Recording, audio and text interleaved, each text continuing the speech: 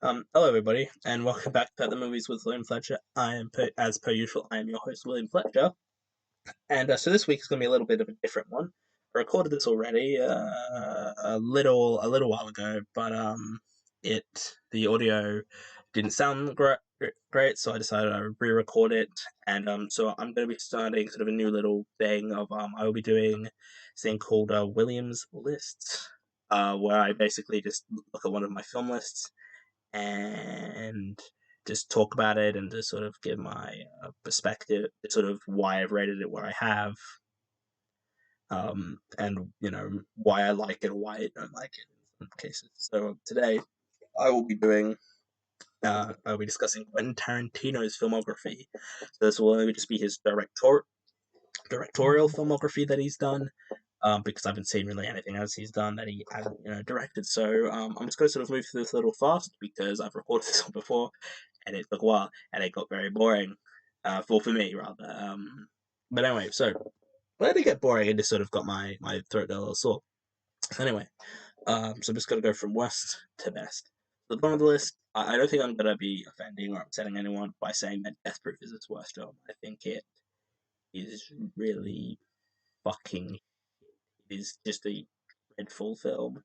It has so little of it doesn't really do anything good. Like I like the idea of the sort of intro, like the credits bit. I think is really interesting, and I kind of like that. But other than that, the film just kind of is crap. It doesn't really have anything of great quality in it. I think that there's no really great performances. I think all the characters are just terrible, and I just don't think there's anything like redeemable or interesting about the film. It's really it's just really stupid. It's a really dumb film. It's overly it's just Tarantino like at his worst self, just incredibly self indulgent and just making what he wanted, but what he wanted was terrible. So then number nine, this is 10 because I rated Kill Bill's Volume 1 and 2 differently, because they were released separately. And so yeah, you can say it's one film, but he released it separately. So, you know. And I also think they're two very different halves of a whole. So at number nine, Kill Bill Volume 2. Oh, and I'm not putting any ratings on these films, by the way, because I'm certain I will cover these in future, except for one of them, which is Pulp Fiction, which I have done an episode on. But at number nine is Kill Bill Volume 2, which is also just dreadful. It's so long. It's incredibly self-indulgent. It is just Tarantino doing what he wanted, but what he wanted wasn't good. I think that it just and Kill Bill in general just goes on forever. Like it's 4 hours, and it's just like nothing needs to be 4. Like it doesn't need to be going for 4 hours. It can just be like legitimately, it doesn't need to go for 4 hours. It can just go like it legitimately doesn't need to go for 4 hours. Like overall, I think when I did the math, the film in total is like 4 hours and 10 minutes or something. Sorry, I was just trying to think of how long it was, but it goes for over 4 hours, which is insane. Like the fact that he thinks, "Hey, you know what I should do? I'll make a film that goes for 4 hours because people will be so interested in that," and I'm just not. It's just crap. I think it's just sort of just nothing about it is like there's so little good. Like I think Emma Thurman is good, and I think all the performances are decent. But other than that, it's really not that great. I think the fight choreography is actually really good too. Actually, that's really good. But it's other than that, it's kind of really terrible. So the number 8 is basically from here on, I like all of these films. Jackie Brown, which I've watched once and I enjoyed it, but I probably won't watch it again unless I do like a big 10. Sorry, a big Tarantino marathon. Which I probably will do actually, because I'm a big Tarantino fan. As a filmmaker, as a person, he's a bit, bit crap. But I think that that Jackie Brown, it's also unique because it was the first time he did, he had like a female protagonist. Unlike like Kill Bill, he also had a female protagonist, but that was the first time he had a female protagonist and a black woman as well. Which I don't know if that's necessarily relevant or important, but it's just nice to see. I think all the performances are good. There's nothing really stand out in it, unlike a lot of his other films, but it's a decent film that I would definitely like to watch again. Um, so at number 7 is Kill Bill Volume 1, which is the far superior one. And to be fair, most people do agree that Volume 1 is better than Volume 2. Because it is. Volume 2 is absolutely dreadful, and Volume 2 is Volume 1, rather. So, is actually like a good movie. Um, like it's just really, yeah, it's just quite a bit of fun. It's a very fun, enjoyable action film. Um, I think that I think Emma Thomas good. I think the choreography is also quite good, but I do think this is Tarantino at his most possibly unnecessarily violent. Like there was it was just really, really good. And it is a lot of it's just quite a bit of fun, and I've only watched it once, but I'm sure that I would quite enjoy it again. And yeah, it was just quite a bit of fun. Now number 6, this might be a bit controversial because for some reason everybody loves this film, Django Unchained, which I think, while a good film, is not as good as everyone says it is. Like some people put it as Tarantino's best, and I don't understand why. I think it is a pretty good film. It is way too long, and I think that it just goes on for way too long. I think it sort of I just sort of think that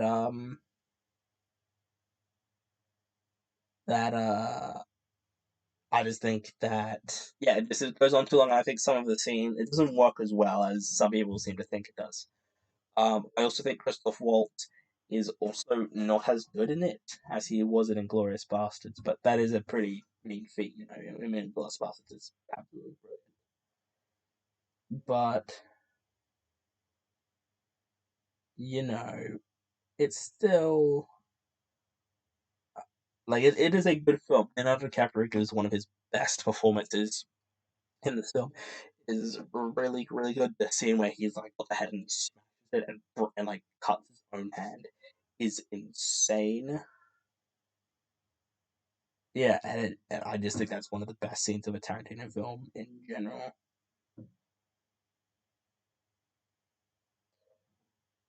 And I also think Jamie Foxx is very subdued and very like he doesn't say a lot and doesn't do a lot, but I think that works for the character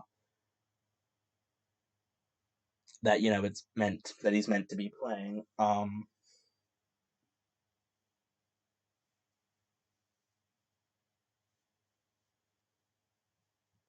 But like I think he's also pretty good in it. I think Samuel L. Jackson is also very good. Samuel L. Jackson is good in all of these films because he's a pretty consistent actor. He's a pretty consistently good actor. Um, so then here is the real controversy that I guarantee is going to come from this. Once Upon a Time in Hollywood at number 5 is there's going to be so many people upset with this.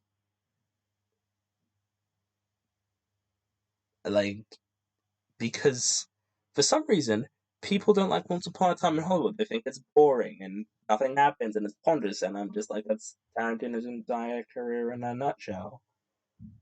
Like, it's pretty much like, what he does. That's like, this is his entire career.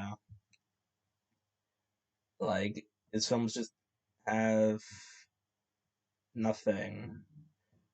Um, and but I think it was one of my favorite films of 2019. I just think it's really, really good. It's quite a bit of fun. Um, it's quite enjoyable. I'm a big for some reason I quite enjoy films that are about film, like sort of the history of film, or they take place in sort of like Hollywood or something. I find that really interesting, and I quite enjoy films like Mank, for example. It's not everyone's cup of tea, and I get that, but I think it's still, you know, pretty good. I think DiCaprio and Brad Pitt give two really good performances. And I'm sorry that I'm pausing. I'm just sort of like trying to think of what to say. But by the way, spoilers for all of these films. I'm gonna talk about some spoilers.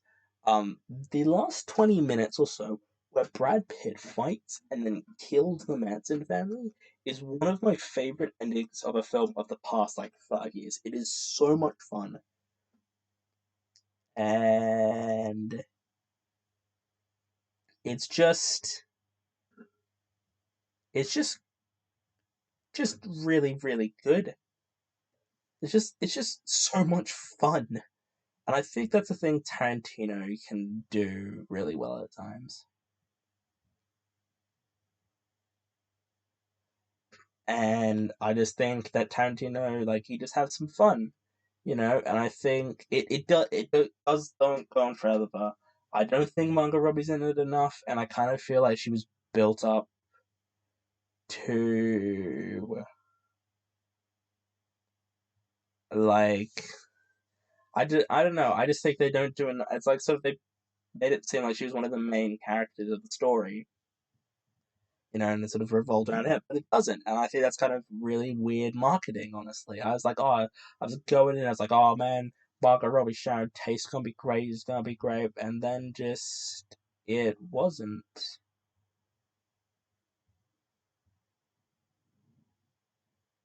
Um, yeah, but I think it's a pretty, yeah, I just think it's a pretty quite good film that I rather enjoyed. Now I'm actually thinking the more I'm looking at the list of my next two. And I think I'm going to swap these actually. I'm actually going to swap these. So I'm going to read it in what the new updated order will be. So number 4 is Pulp Fiction. I know. Pulp Fiction at number 4. Not even in the top 2 or the top 3 even. I genuinely think that Pulp Fiction is a really good, like really amazing film. I did an entire episode for my podcast on it, so I probably don't really need to say much more. But yes, it is pretty good. It's very good. It goes on too long. There are some really weird tangents, and I don't think it's as good as some people think it is. But overall, it's still a pretty good film. I get the sort of importance of it and why people sort of laud it as one of the. It's a very influential film. I will give people that it is influential and that it is you know that at this point in time you hadn't really seen films like this, which is fair. Fair enough. So number 3, this is a bit different and possibly maybe a slightly bit controversial. Um, at number 3, The Hateful Eight. I really fucking love The Hateful Eight. It is so good. It is just so I like films that just sort of take place in like one location, and it sort of doesn't really go beyond that. And it's just 8 people, 9 people rather, stuck in a house, and like in like in a film. Yeah. And it's just like it's just really really good. I think Samuel L. Jackson gives his best performance of any of the films that he's done before,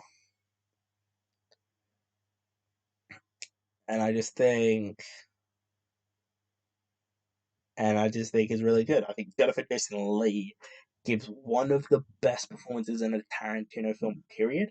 Not just like female performances, just performances in general. And there's like just it's just so good. It's just so much. Again, like every Tarantino film, it goes on a bit too long. Like every film that he makes, they all go on for way, way too long. Um, but I think it's pretty much. To be honest, I might honestly watch Hateful Eight again, and I might bump it up because it's pretty high right now. But honestly, a rewatch might make it bump jump up for me. Um, I've got number one, number two, and number one. So once I say what number two is, once I say what number two is, you're gonna know number one is. And I think number one's kind of obvious just based on how it's going, and everyone would probably thinks that. So number two is Reservoir Dogs. Reservoir Dogs is pretty fucking great. It's like it's really, really, really great film. I think it's sort of a bit like Hateful Eight in the whole. It's like sort of takes place in one location. Sorry, pardon me, Jesus Christ. It takes place in one location. It's in a warehouse, and I think it was it was Tarantino's first film, and it really even then it was showing that hey, this guy is he's sort of a new voice of the generation. I guess he was sort of doing things that no one else was doing. You made a bank heist film, but you don't actually see the robbery in it because it's you know, I don't think is very good. The thing that he but yeah, I just think it's really good. I think Steve Buscemi is a really good. Again, I just feel like I've done the same thing over and over again. But the all the performances in it are really, really great. Quentin Tarantino, notwithstanding, but Quentin Tarantino as an actor is really not that good. He's you know, it's like it's just like you know, I don't like directors who put themselves in movies who aren't actors. Like I don't have a problem if it's like they're an actor who becomes a director, like Bradley Cooper, probably being the main one I can think of off the top of my head. Um, but you know, I think that this is a pretty good film, and I honestly think it might be a bit underrated. Like everyone talks about their favorite Tarantino films, and very few bring up how great Reservoir Dogs is because it is great. It is really, really, really great. Great. Number one, it's kind of obvious, it's Inglourious Bastards. It is obviously his best film, you know. It's just really, really great. Um, it has the best performance of any of Tarantino's films, which is Christoph Waltz as Colonel Hans Landa, who is one of the best villains in a film ever, I would argue. Just like in general, just one of the best villains ever. I think all the performances are great. I think Diane Kruger and the actress whose name I've forgotten right now, who plays Shoshana Dreyfus, is really good. And I just think I would love to do an episode on pretty much any of these films. Death Proof, not really, but all the other films I'd love to do, except Pulp Fiction, which I've already did. Which if you haven't listened, go back and listen to this and then come back to this. I rated Pulp Fiction a 9 out of 10. That should probably give you what I think of the other, sort of what the rating most likely would be for these other films. But I also think, again, like Once Upon a Time in Hollywood, film sort of, ends history and sort of changes it. And it also, like, shooting Hitler in the face is amazing. And it's just so good. Like, it's just so much fun. And Tarantino is just having so much fun. You know, I just think that it's just great and one of my favorite films of all time. Um, so I'm just going to quickly run through the ranking order again. So number 10, Death Proof. Number 2, Kill Bill Volume 2. Number 8, Jackie Brown. 7, Kill Bill Volume 1. 6, Django Unchained. 5, Once Upon a Time in Hollywood. 4, Hateful Eight. Sorry, damn it. But I was, damn it. Sorry. Number 4, Pulp Fiction. Number 3, The Hateful Eight. Number 2, Reservoir Dogs. And number 1, Inglourious Basterds. Yeah, that's the first episode of William's List. Yeah, I'm trying out this new thing. So if you don't get a normal episode on a film, it'll usually be this or something else because, it's hard to get people in to record. So this is just sort of kind of thing I'm sort of going to start experimenting doing episodes on, different things. It won't always be movies. It'll be, some new stuff. Anyway, thank you for listening. Check out all the other episodes. Check me out on Letterboxd at William Fletcher. William F is my username, so you should be able to find me pretty easily. And this list is actually on there, so you can go check it out and check out the ratings as well that I gave.